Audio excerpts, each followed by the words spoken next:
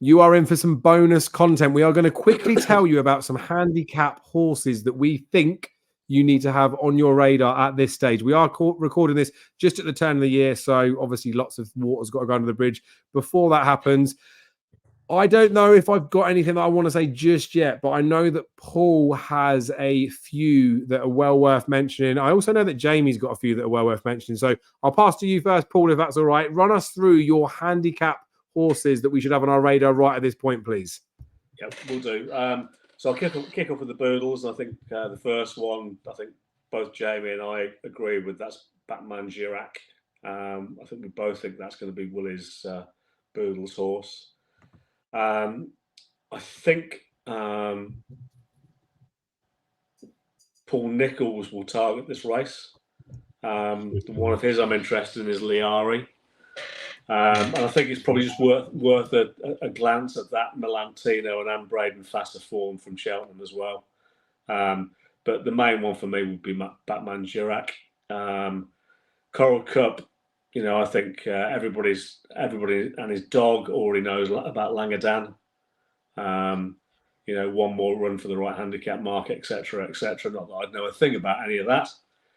I think JP is mustering a good hand for the Grand Annual as usual. Two obvious ones to look at in Excelsis. In Excelsis, Dio and Petit Tonnerre.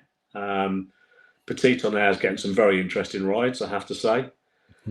There's more of a left field one actually that I quite like, an Irish one, Senetia, Halley's horse. I think it's is it Halley's horse, Senetia? Senetia, Senecia. Yeah, I put that up when it ran behind a half good thing when it was a big price and should have won that day if it wasn't for a shit ride on Jamie's mate. Yeah, that's been running quite well in the summer. It just strikes me as a nicely handicapped horse actually. I think everybody's on to Iker Allen in the Pertemps. No strong feeling for the plate at this time. It's normally a race that I'm quite strong because the course form, but I've got no specific feel on that at the moment. Kim Muir, a horse that we mentioned elsewhere, actually walking on air, I'm quite interested in, and also one of Kim Bailey's Trelawn. County Hurdle, King of Kingsfield. I think most people will probably have latched onto that now. He's going to have a really nice mark, and he's gaining loads of experience now as well, plus the course form. And the Martin Pipe, I've got three I'm interested in there: Search for Glory, Sama Jest, and Beat the Bat. So they're the shortlists I've got for handicaps at the moment. I'm sure I'll add to them. Some of those will disappear off my radar, but they're the ones I'm interested in at the moment.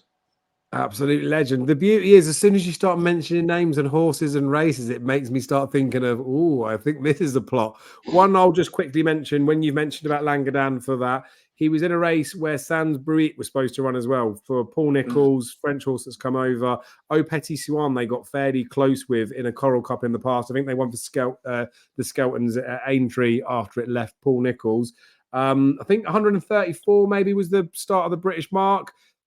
There was comments in Paul Nichols' blog basically saying that he expected that he would go very well or would go close. So it wouldn't be out of the question to suggest that he might be a Coral Cuppy type. He's not quite in any markets for non-runner money back or anything like that.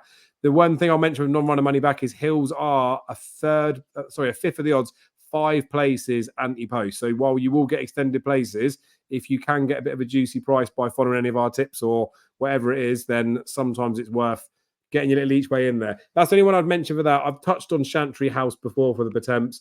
When they still ran him at Sandown, that showed the intent that they wanted to get him qualified. Obviously, he didn't get qualified, so a tiny bit of a worry, but he stinks of a potential Pertemps type horse. So they'd be the only two that I could mention at this particular point. Martin Pipe, there's a whole host of horses who go there. I still love the Michael Purcell Novices Hurdle. We'll see what goes in there. It's the new rules in it that make things a little bit difficult for that particular one. Jamie, you've got, I reckon you must have at least 2 handicap fancies that you know are good things. And if you don't agree with Paul on a couple, then I don't think there's anything right in the world. You smiled at least 2 of Paul's. Yeah, I did. Yeah. The ultimate. Yeah, I did. Obviously, Kim Bailey, Targeting, Chianti Classico. Chianti Classico. Tell us the Irish one that wins it. Come on. If he runs in it, he'll win it. Percival Galba. It's been running in grade ones all year, and the only time it's run over 3 miles, you tipped it last year, the 3 mile handicap hurdle at Leopardstown, he scooted here. He's running grade ones for a reason, to get a handicap American. He's going to run. Look, he could run in a plate, you wouldn't know, but I think he'd be better suited to an ultimate. The Buddhas, the one I agree with Batman Girac, but the other Nichols horse that I kind of fancy, that he ran the weekend at Taunton, owned by the owners group with Swift Hawk. He screams of a bullet horse to me. Beat that horse that was actually backed off the board. It was a Fergal Brown Orchestra or something like that. It was well back the weekend. The Swift Hawk stuffed it. Yeah. Carl Cup, I have 2 in my head. One is the Big Doyen for Peter Fahey, with the collateral form Captain Teague and High Class Hero. He'll be going to the county hurdle, Jamie. Put him in the county, I'll back him. You definitely want to back him for that one. Yeah, the other horse that I fancy for the Carl Cup, and it screams of Dame the Company to me, and I think she needs one more run, and it's Under Control for Nicky Henderson, the mare. I think she needs to step up to 2.5 miles, and I think if she ran in the Carl Cup, I'd back her all day. The Grand Annual, Petit Tonnerre is the wise guy horse now. Bit of a suggestion, might go plate, might need further, but nah, it's 2 miles. It's a 2 miler. What are we on to now? Part-times final, there's Absolute Notions is one. What was the other one? You mentioned it there, Paul. What was that? I can't think of the name. I Carolyn, yeah, definitely. I was just a bit worried about what the handicapper would give at Absolute Notions. I've got him on the shortlist as well, but still going to run, qualify, and I'm just a bit worried he might end up in the 150. He'll have to qualify over here as well now, won't he? He's going to have to qualify. Warwick, I'd say. Warwick. Yeah. The plate, I mentioned this to Dave during the week, didn't I? If he ran, he'd win all day, but I think he'll win the 2.5 mile handicap chase at the Dublin Racing Festival. It's I Know the Way You're Thinking. Was the big talking horse for the pipe last year. It was the same. Remember this? The storyteller was going to win the Barton Pipe that year. And the following year he won the plate, and no one backed him. But I backed him. The Kim Muir walking on the area had him in my head. And the county hurdle, King Kingsfield and the Big Doyen. And is there any more handicaps? What did Dave? No, the Martin Pipe. I mentioned Lecky Watson, but honestly, at the Martin Pipe at the moment, I'd leave it alone for another one. But the Big Doyen, is one. And if Under Control runs in a handicap at Cheltenham, I'd back it all day.